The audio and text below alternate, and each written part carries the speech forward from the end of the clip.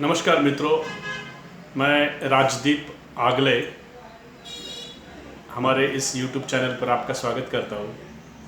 आज 5 मार्च 2025 है और आज के दिन हम लोग एक ये इन्फॉर्मेशन से भरा हुआ वीडियो आपके लिए लेके आए हैं। आज के वीडियो का विषय है अफ़गानिस्तान जो राज्य है। अफ़गानिस्तान में बामियान बुद्ध मूर्तियाँ है। भगवान बुद्ध की बहुत बड़ी बड़ी बुद्ध मूर्तियाँ वहाँ पे थी।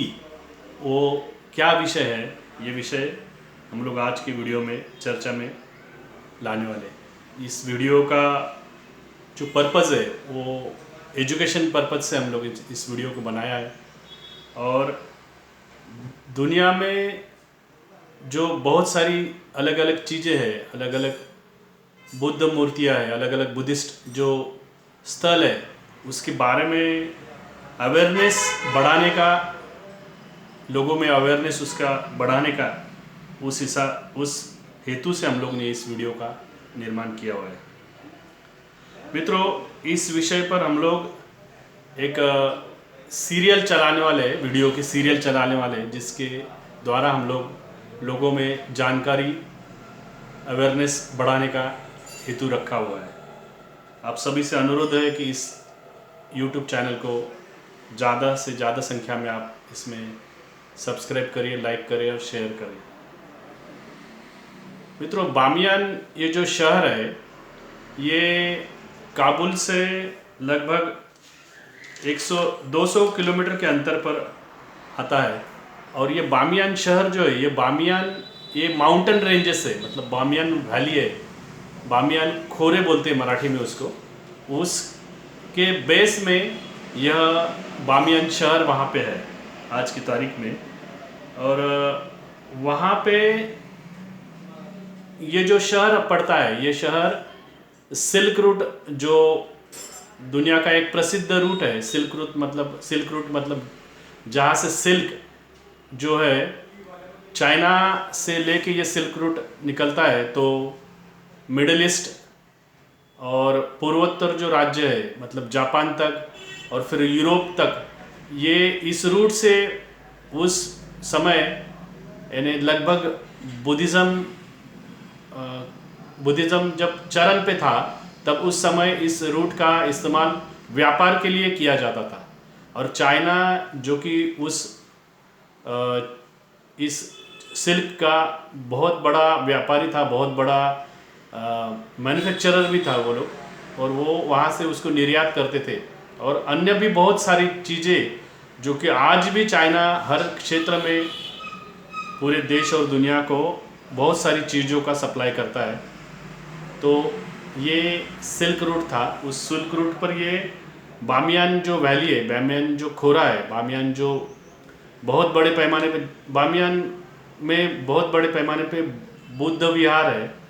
बाद में बौद्ध मठों का वहाँ पे निर्माण हुआ है। उसके बाद में जैसे अजिंठा वेरूल की केव्स है, अजिंठा केव्स है, वेरूल का केव्स है।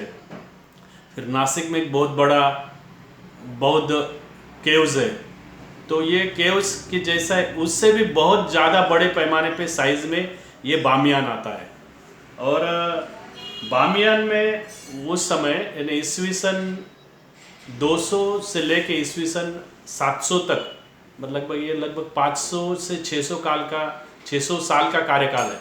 उस समय यह पूरी तरह, ये जो अफ़गानिस्तान है, ये बौद्ध राष्ट्र था। और तो और वहाँ पे एक बहुत बड़ा धार्मिक स्थल था, जहाँ पे देश और दुनिया के लोग आते जाते थे।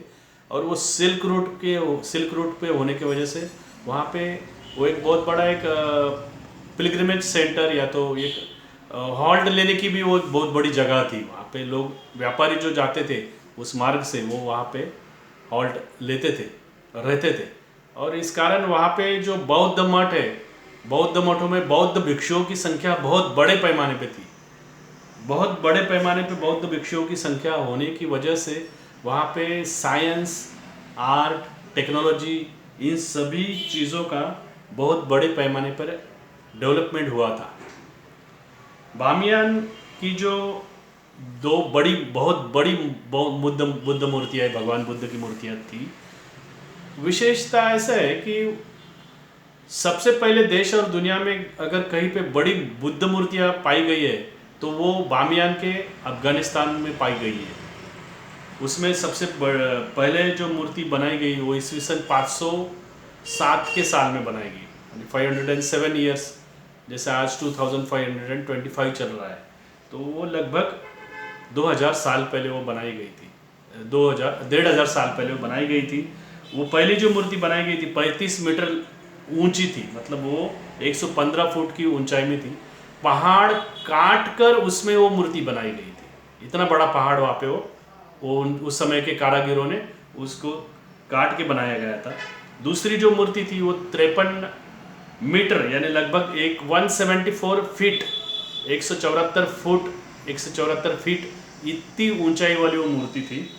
और ये जो मूर्ति का जो कारागिरी है, मतलब वो सिविल इंजीनियरिंग का आज की भाषा में, या तो कोई भी इंजीनियरिंग की ले लो आप, स्ट्रक्चरल इंजीनियरिंग ले लो, सिविल इंजीनियरिंग ले लो, आर्किटेक्चरल इंजीनियरिंग ले लो, उस इंजीनियरिंग का सर्वोत्तम उदाहरण है। क्योंकि वो बनाई गई ईस्वी सन 507 में, दूसरी मूर्ति बनाई गई ईस्वी सन उसी लगभग, दूसरी मूर्ति भी उसके बाद में बनाई गई, लगभग 10-20-50 साल के अंतर पर वो बनवाई गई थी। उसके बाद में वो लगभग 1500 साल तक वो मूर्ति जैसी की वैसी वहाँ पे मूर्तियाँ थी। और वो वहाँ पे देश और दुनिया के जो रिसर्च स्कॉलर है, जो बुद्धिस्ट स्कॉलर है, वो वहाँ पे जाते थे। विशेषतर चाइना और जापान के जो स्कॉलर्स थे उनका वहाँ पे बहुत बड़े पैमाने पे इंटरेक्शन था, वो वहाँ पे जाते थे।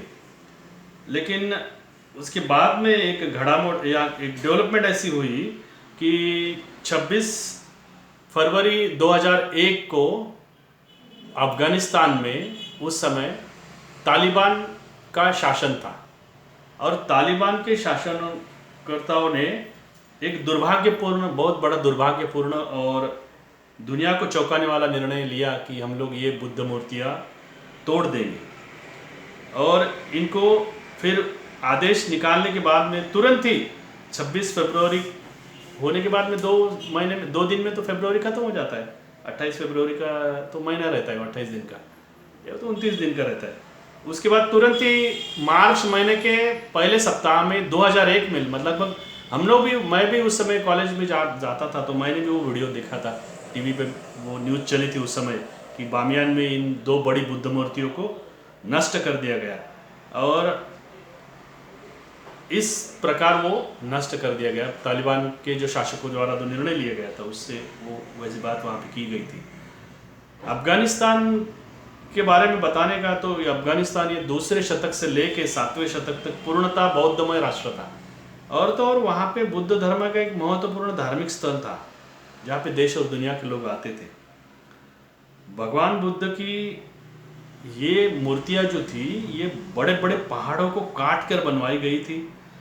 तोड़ने के बाद में बहुत बड़े पैमाने पे प्रतिक्रिया आई देश और दुनिया से, खासकर जापान और चाइना से, जो कि सबसे मजबूत और बौद्ध राष्ट्र है, उनसे बहुत बड़े पैमाने पे प्रतिक्रिया आई। और उसके बाद में इस संदर्भ में बाबा साहेब अम्बेडकर जी का भी स्पीचेस है उनके इन संदर्भ में। तो वो स्पीचेस भी क्या है, ये सब, इन सब बातों का हम लोग एक सीरियल चलाने वाले लगभग 10-20 वीडियो की। तो हम लोग आज के वीडियो में यहाँ तक हम लोग आज बात रखते हैं। आप हमारे अगले वीडियो तक, इसके लिए आपको पहले हमारे चैनल को सब्सक्राइब करिए और इसको शेयर करिए, लाइक करिए, कमेंट करिए। कमेंट करने पे हम लोग इसको आपको और ज़्यादा बेहतर तरीके से आपको इन्फॉर्मेशन देने का हम लोग प्रयत्न करेंगे। आज के लिए इतना ही, धन्यवाद।